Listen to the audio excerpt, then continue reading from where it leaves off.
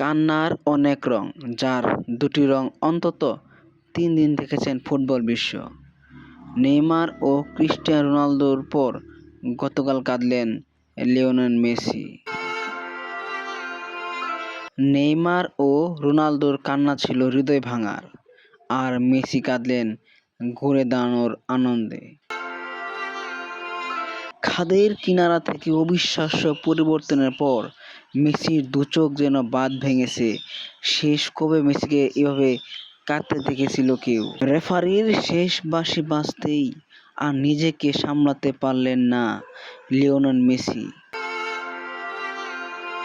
মাঠের মাঝেই ২ হাত মুখ থেকে কেঁদে ফেললেন আর্জেন্টিনার অধিনায়ক লিওনেল মেসি। প্রথমার্ধটা মেসির জন্য ছিল হতাশার। তার নেওয়া পেনাল্টিটা ঠেকিয়ে দেন মিশরের গোলকিপার।